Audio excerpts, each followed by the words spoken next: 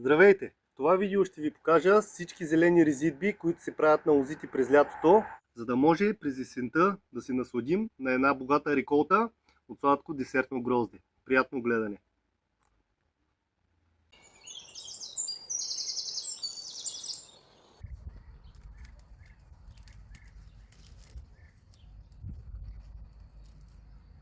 Това е първата зелена резидба, която се прави на лозите през лятото.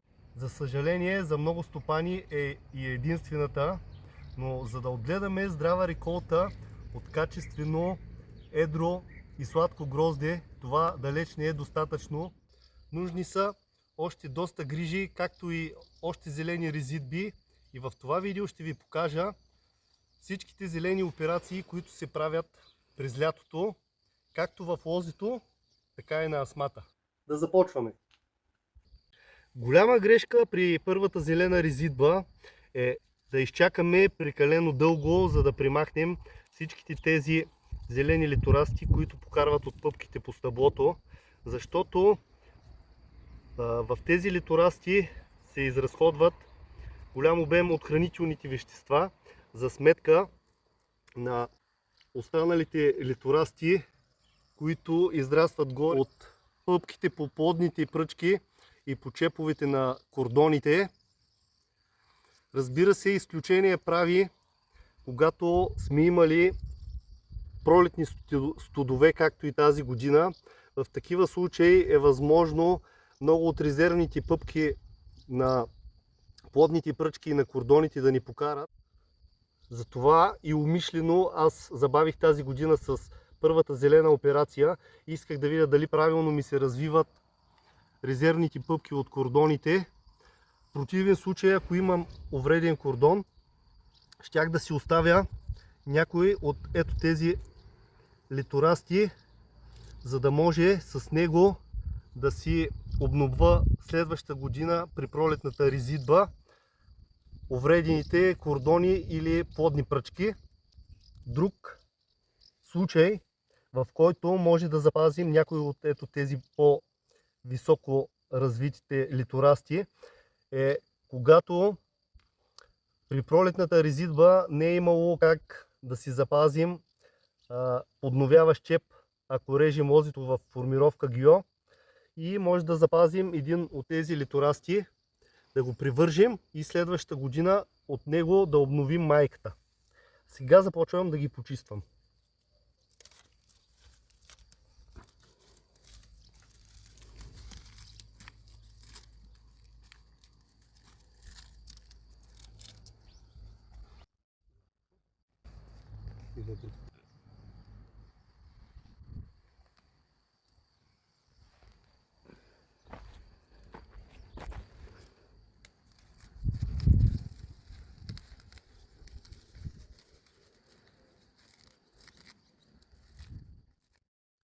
Когато лозито ни е в формировка с постоянни кордони, много често покарват и пъпки, които са отдолу върху самите стари кордони. Заедно с примахването на литорастите от стъблото, аз примахвам и тези литорасти. Изключение правя само когато имам увреден чеп или прекалено издължен чеп. Тогава мога да си оставя ето такива литорасти, за да може през следващата година да отрежа целия чеп и от неговата пръчка да си направя нов чеп на две очи.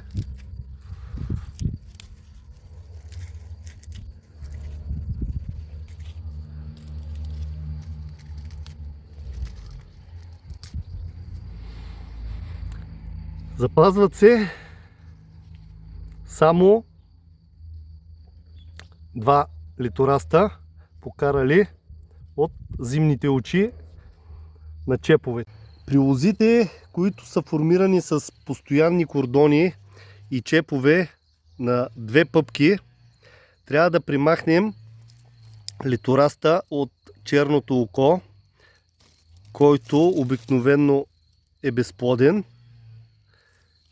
При този сорт обаче има съцветие и в него. Показвал съм ви в едно от предишните ми видеа как може да формираме лозите, освен с чепове с две зимни очи, така и с чепове с едно зимно око, като броим и литораста от черното око. Сега продължавам. Примахвам и тези. И най-важното, ако имаме развити по два литораста от пъпките, примахваме по-слабите. И продължавам към следващия чеп.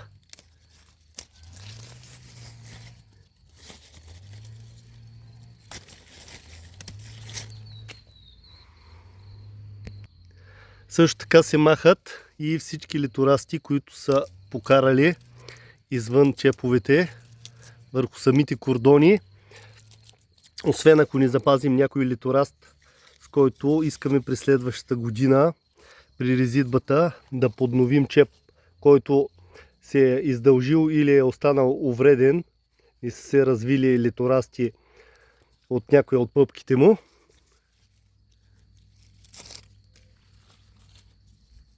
Ето в този случай мога да запазя този и през следващата година направо да примахна целия чеп. Ето тук искам да ви онагледя на тази лоза как късните пролетни слани унищожиха литорастите, които покараха от пъпките на плодните пръчки, и на тези плодни пръчки не се развиха литорасти от резервните пъпки и затова се забавих с филизенето. Сега ще запазя само няколко най-здравите и най-правилно позиционирани литорасти, които покараха над стъблото на лозата, за да може през следващата година при пролетната резидба да възстановя доколкото може тази лоза. Две са основните неща, които може да направим при лозите, пострадали от пролетни студове. Първо, не бива да бързаме с рязането на старите увредени пръчки, тъй като лозите ще започнат да плачат и да губят хранителни вещества. Освен това, все още има шанс да покара някой от резервните пъпки. И второто е наторяване с азотни торове. Ето тези четирите са напълно достатъчни, за да може през следващата година да направя две плодни пръчки и два чепа. Съседната лоза е преживяла малко по-добре студовете, но както добре се вижда от резервните пъпки, по-скоро литорастите, които се развиват от резервните пъпки, са слаби. И силата на тая лоза е отишла отново отдолу.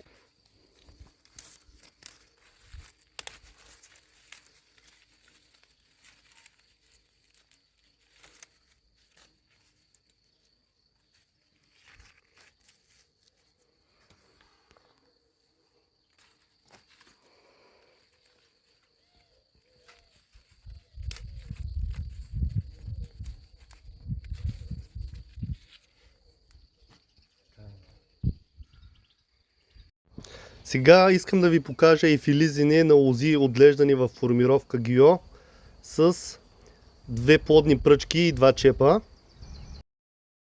Да запазим само по двата най-здрави и добре позиционирани литорасти от чеповете, защото те ще са ни нужни през следващата година при пролетната резидба. И от друга страна, ако запазим всичките, тук в главата на лозата става прекалено зашумено.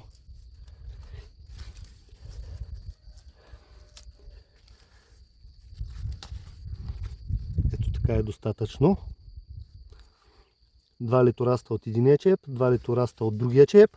И сега ще ви покажа как се прави и филизене върху плодните пръчки, където е и основната ни реколта от грозде.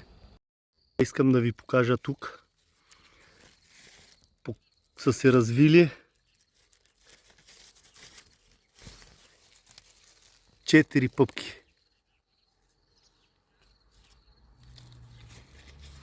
И то от черните очи.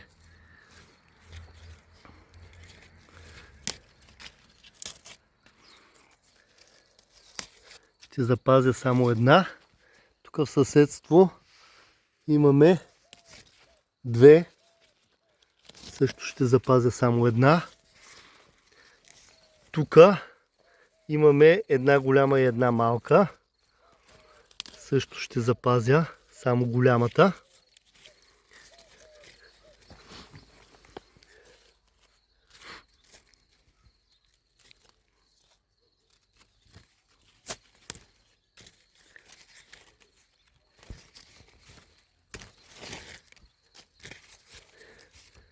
Тук също имам 3.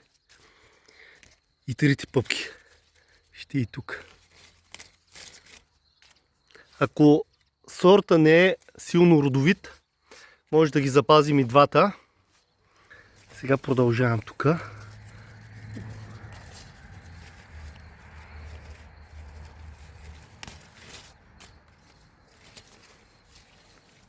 Той ще го махна, защото израства надолу.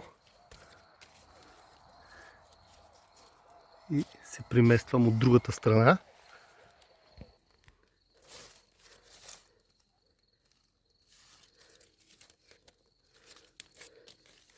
Вижте, тази.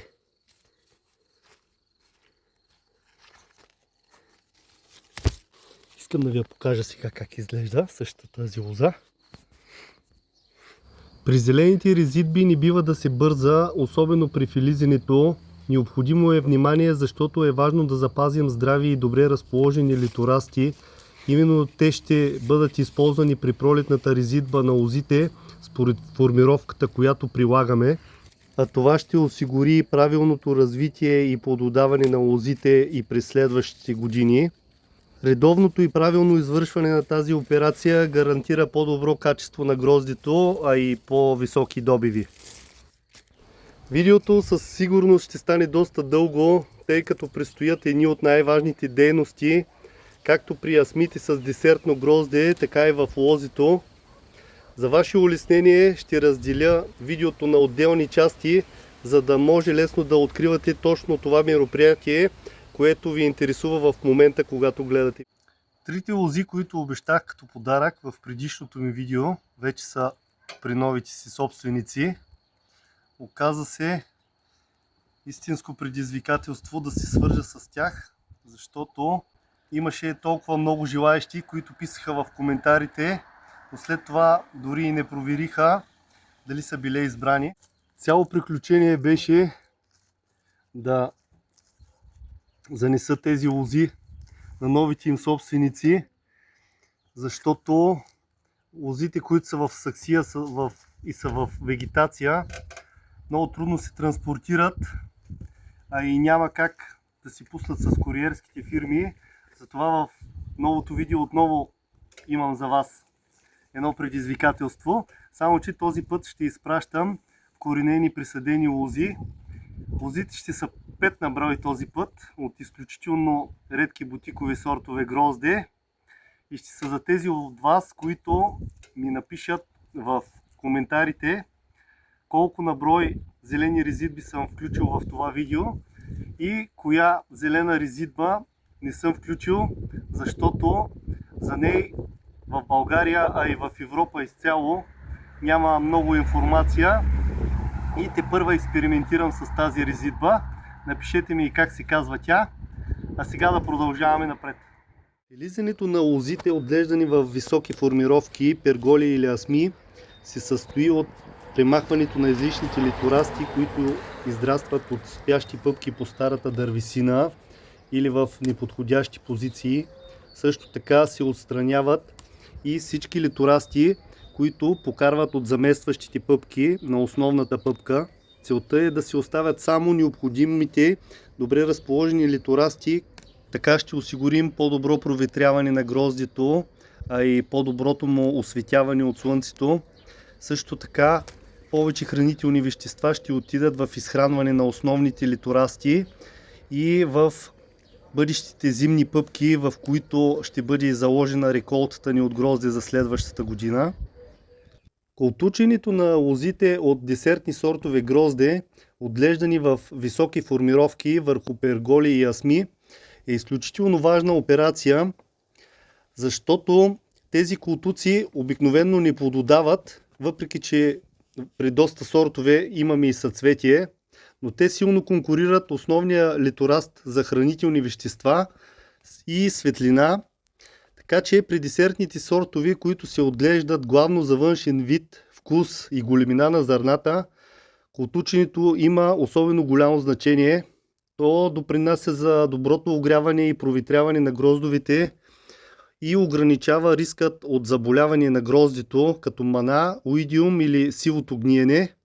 Колтученето започва през месец май, когато колтуците достигнат дължина между 5 и 10 см и се повтаря през вегетацията, защото нови колтуци постоянно се появяват. Първият вариант на колтучене е когато примахваме целите колтуци, особено при сортовете с дълги междувъзлия на колтуците. А при втория вариант, който ще ви демонстрирам в лозито, е когато примахнем само върха на колтука и запазим първото листо.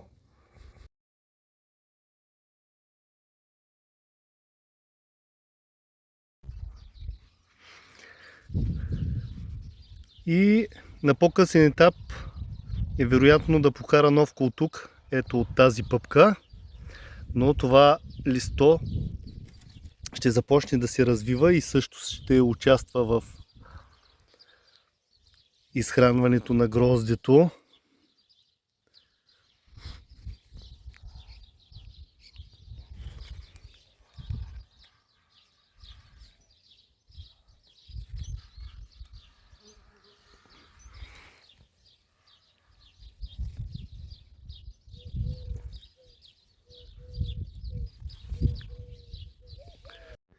При лозите с винени сортове грозде колтучене почти не се налага.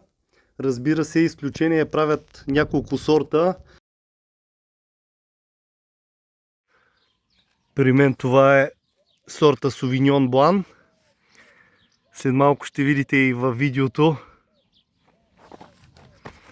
какви колтуци развива в средата на сезона. Те толкова много скриват рисата, че до голяма степен пречат и на опрашването. Лично аз предпочитам да примахвам всички колтуци под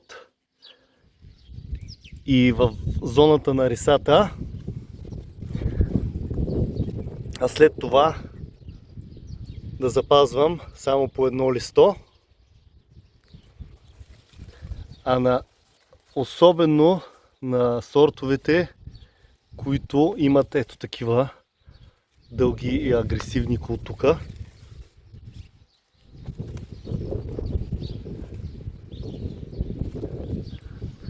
И над рисата запазвам само по едно листенце.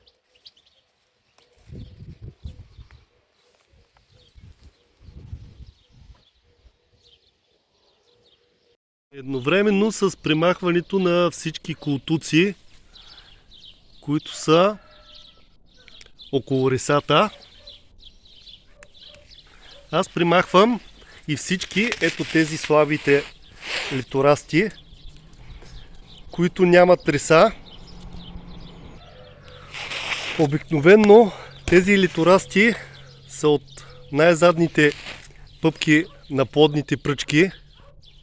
Това води до издължаване на кордоните, но при резидбата на лозите с десертно грозде, както съм ви показал, винаги зад плодната пръчка оставям къса пръчка с 2 или 3 пъпки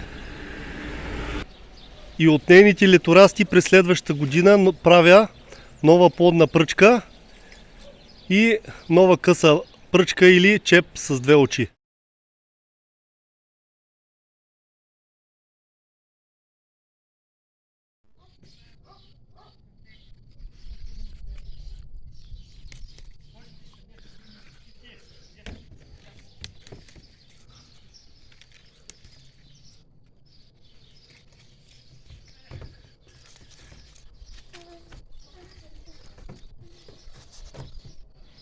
След вилизането и колтученето, когато вече имаме оформени добре развити основни литорасти, преминаваме към прищипването или примахването на растежния връх на основните литорасти. При тази операция се примахват между 3 и 5 см от основния връх, заедно с няколко млади недоразвити листа. Прищипването се прави при редица втежа, за да се насочат повече хранителни вещества към гроздето и да се стимулира правилното му оплождане. Така се намалява риска от мелерендаж, изресяване, явление при което зърната се развиват неравномерно или изобщо не се оформят. Освен това, прищипването забавя прекомерния растеж на литорастите. Още една зелена операция, която правя заедно с прищипването, това е да примахна единият от по-слабите литорасти на всички филизи, които се раздвояват.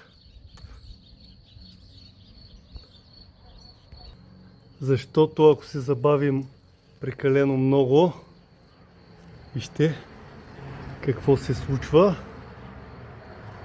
И сега, ако отрежем единият от двата, ще нанесем много голяма рана.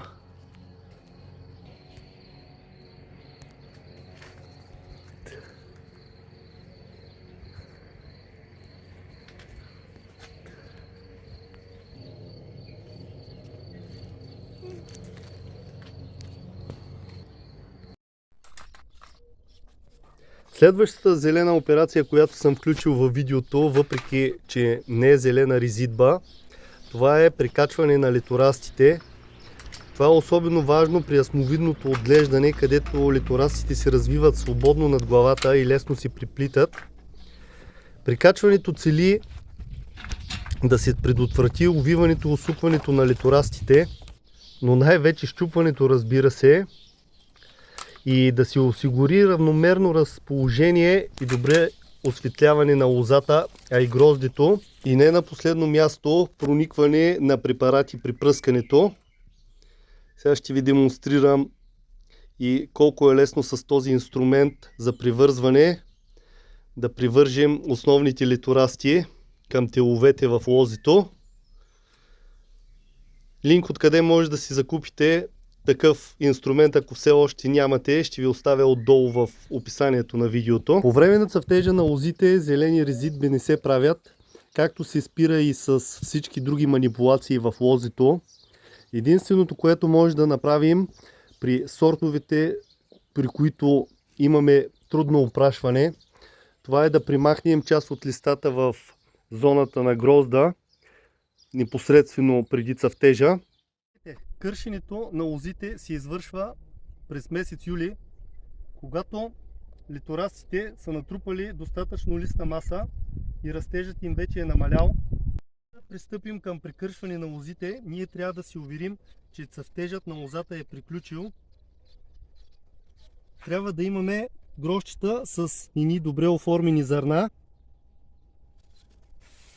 След като прекършим лозите, върху всеки един литораст ние трябва да запазим между 12 до 14 листа при винените сортове грозде и от 16 до 18 листа при десертните сортове грозде. Това е изключително важно, защото ако прекършим лозите ниско и оставим много малко листа, това със сигурност ще влоши и качеството на бъдещото грозде.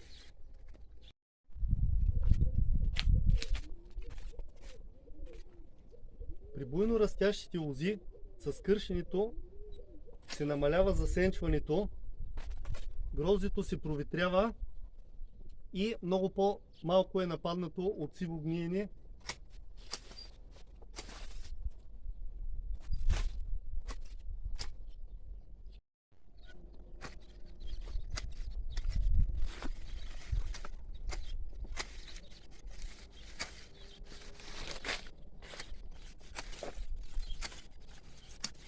Много е важно в лозито да имаме и трети тел. По този начин осигуряваме една по-добра стабилност на литорастите и една по-голяма височина при прикършването.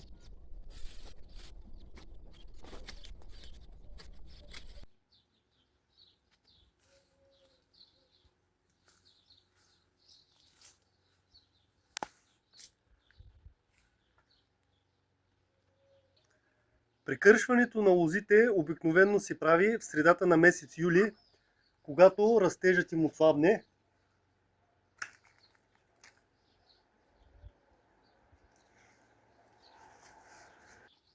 Като едно от правилата е върху всеки един от литорастите да запазим между 12 и 16 листа за десертните сортове лози.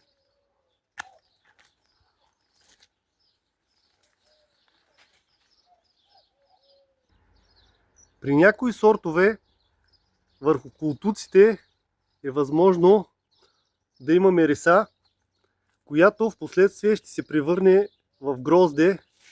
Дядо ми наричаше тези грозчета повтораци.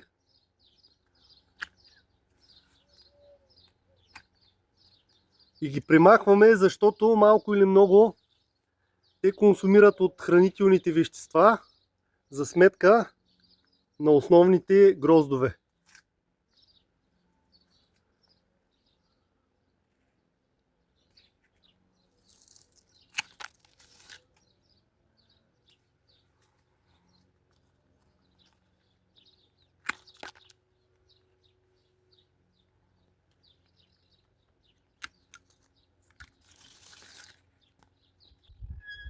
В едно от видеята в канала ми съм описал подробно кога и как напоявам лозито и лозите си. И тук на тази асма много ясно се вижда един от симптомите – изсъхването на мустаците. Това е ясен признак, че е време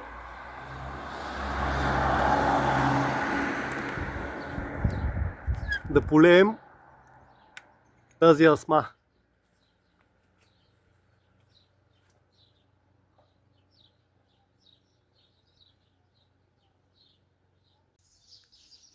След като гроздито прицъфти и се оформят зранцата, е време да разплетем гроздито от тиловете и от листата и да премахнем част от него, като аз премахвам ето тези гроздове с недобре оплодените зърна.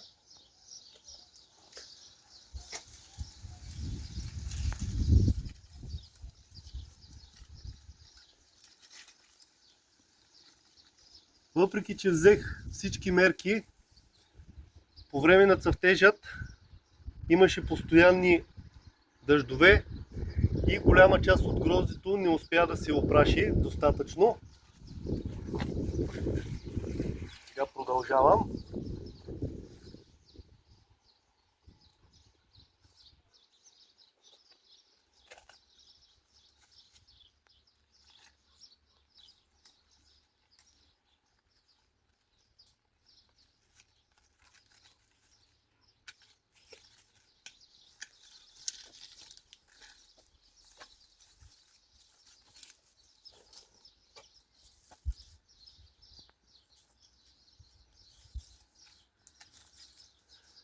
Примахвам и тези старите листа, които скриват гроздето, за да може, когато пръскам, препарата да попада хубаво върху зърната, защото препаратите за брашни стъмана трябва да попаднат върху зърната, за да могат да ги предпазят.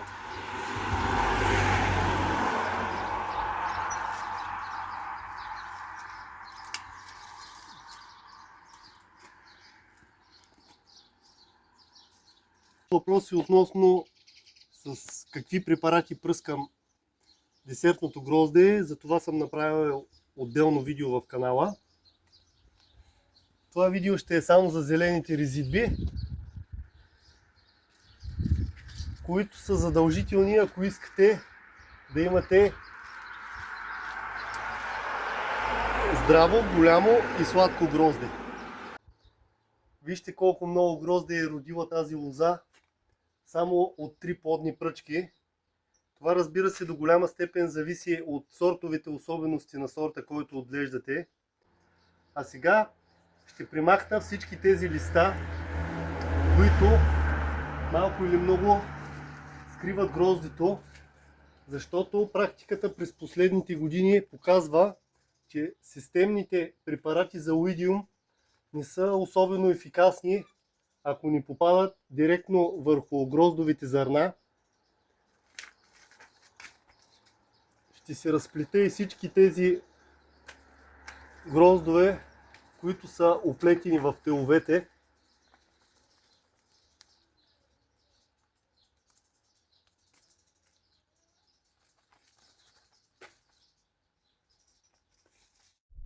Когато лозите са натоварени с много грозде, то със сигурност няма да озрее. Започвам първо с тези малките гроздчета. След това искам да ви покажа ето този литораст, колко е слаб, а върху него има 3 грозда. 1, 2, 3. Със сигурност това грозде върху този литораст няма да озрее, а и самия литораст няма да озрее и няма да може да презимува. Затова от този слабия литораст аз ще махна всичкото грозде. След това оставям тези 2 грозда и ще има много по-добро провитряване. Тук са също 3 грозда на този литораст. Ще махна ето този последния. Както се вижда добре, той не е се опрашил, защото пролетта беше много дъждовна и голяма част от гроздето не можа да се опраши добре. Продължавам насам.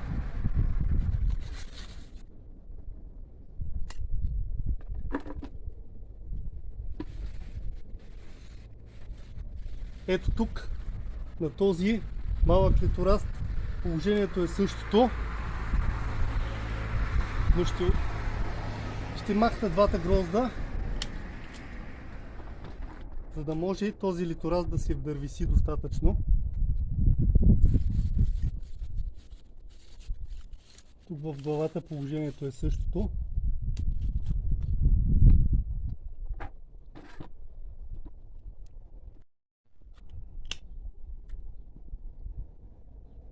С увеличаване на силата на лозите с годините увеличаваме и тяхното натоварване с грозде. Но задължително, ако на литораста имаме 3 грозда, този третия отпред най-малкия го махаме, защото той не може да озрее. За качеството на десертното грозде, когато го отглеждаме в лозито, от голямо значение е колко грозди ще оставим върху всяка една лоза. Много лозари правят грешката и натоварват лозите си с прекалено много грозде. То остава зелено, зърната остават дребни и недостатъчно сладки. Броят на гроздовете го определяме още през пролетта с културната резидба. От броят на пъпките зависи и колко литораста ще имаме върху всяка една лоза. При повечето десертно грозде върху всеки литораст има по 2, дори по 3 грозда.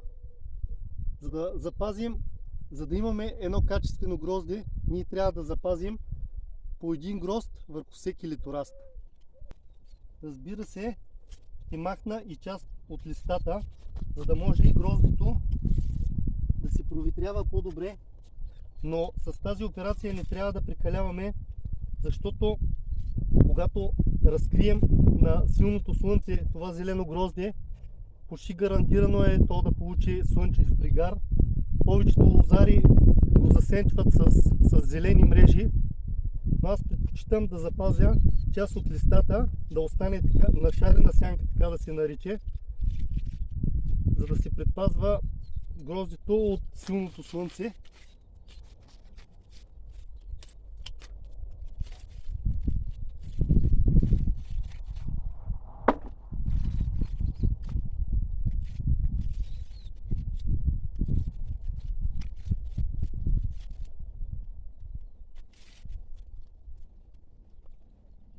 Разбира се, има и доста литорасти, доста странични литорасти, които съм пропуснал с пилизенето. Сега е момента да ги примахнем и тях.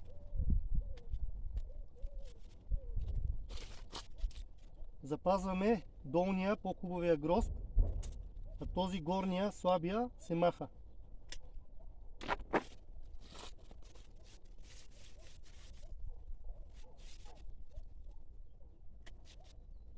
Махам и тези странични литорасти в областта на гроздето, ако съм пропуснал да ги махна при филизенето.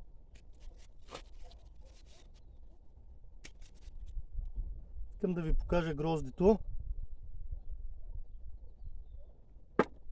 Тези горните гроздове се махат.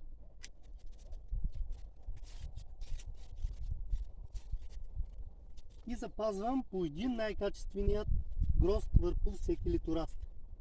При много от сортовете грозде, от спящите пъпки на основния литораст, излизат много големи колтуци. Тези колтуци също трябва да ги режем след първото или след второто листо. Това е важно, защото тези младите листа също участват до голяма степен в образуването на захари в гроздето. И ако на по-късен етап отново покарат колтуци от спящите пъпки, те няма да покарат от основната пъпка, а ще покарат от ето тези пъпки на самите колтуци. При някои от сортовете може да се наложи дори повторно да премахваме тези колтуци. Ето го основния литораст. Ето го и колтука. Много често при много сортове върху колтука също има малък грозд, който взима голяма част от силата и пречи на основното грозде да наедрява и да се развива. Режи се след първото листо. Както вече казах, режи се над първото или над второто листо на колтука, като листото се запазва, защото това листо също храни лозата и гроздето.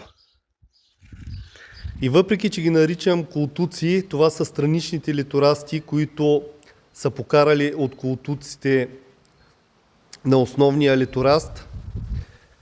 Те също имат важна роля, особено техните листа, в изхранването на реколтата от грозде. Така имаме повече вегетативна маса. От друга страна, ако ги изрежем из дъно, в долната им част се намират и зимните пъпки на основните литорасти и на по-късен етап през лятото, ако има отново условия за буен растеж на лозите, много от тези пъпки е възможно да покарат, а те са ни нужни за следващата година. Така че нов литораст ще покара от пъпката на колтука, а не от основния литораст. Сега ще ви кажа и защо не винаги примахвам колтуците. Именно заради условията за градушки, които ето всичката тази листна маса до голяма степен успява да предпази лозите и гроздето от леките градушки през лятото.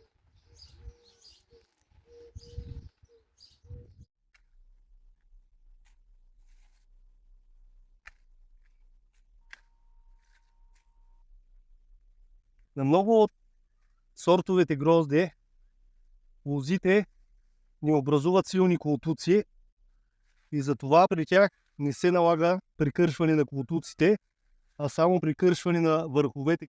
Но при много от сортовете грозде, особено при Совиньон Блана, се развиват много буйни колтуци и скриват всичкото грозде. На тях се налага прикършване, като се прави след първото или второто листо на колтука.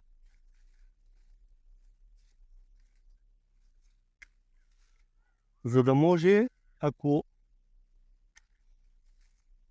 през годината отново лозата е с буйен растеж и има нови колтуци, те ще покарат ето от тези пъпки и по този начин ще запазим зимните очи, в които е заложена реколтата от грозде за следващата година.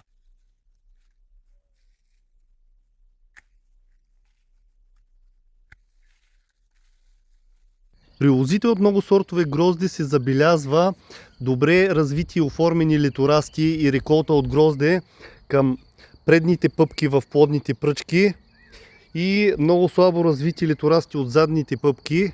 Затова и зелената резидба е много важна и с нея ще осигурим повече хранителни вещества точно на тези слабо растящи литорасти.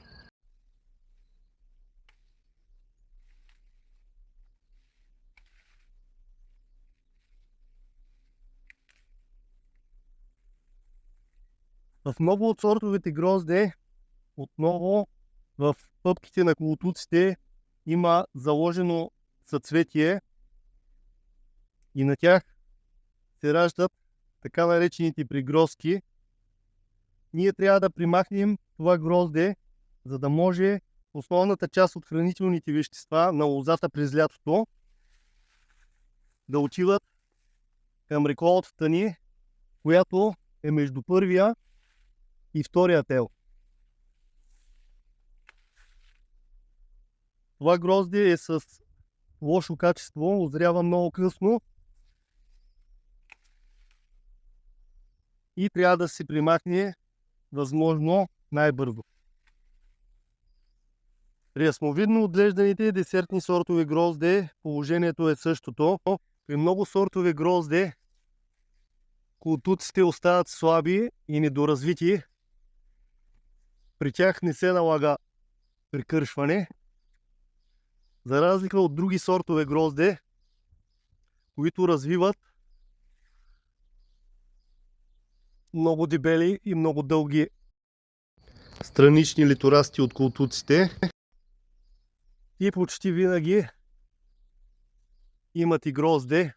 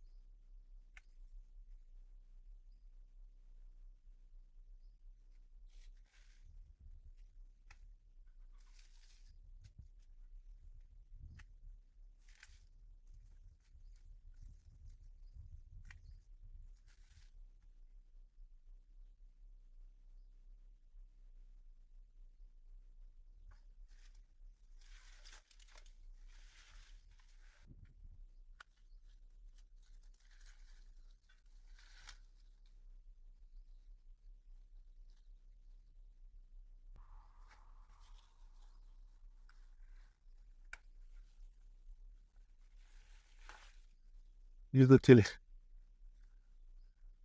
Колтук с две повторни гроздчета, които черпят много от хранителните вещества на лозата за сметка на първите гроздове.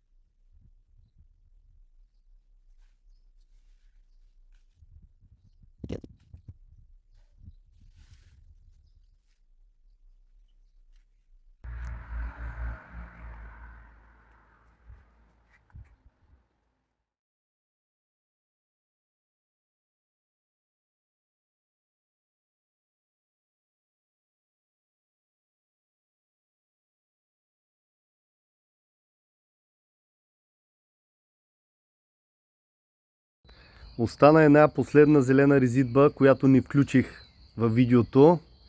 Това е прореждането на зърната на гроздето. Знам, че тази операция ще я направят само най-запалените лозари и за това ще направя отделно видео и ще го кача в канала само на абонатите с членство. И накрая на видеото отново искам да благодаря на всички абонати, които вече имат членство за канала ми. През пролетта моя подарък за вас ще бъдат по 3 лози от изключително редки и скъпи десертни сортове грозде. И не забравяйте, че с правилните грижи и много любов, почвата във всяко лозе ще бъде плодородна за вашите лози. До скоро!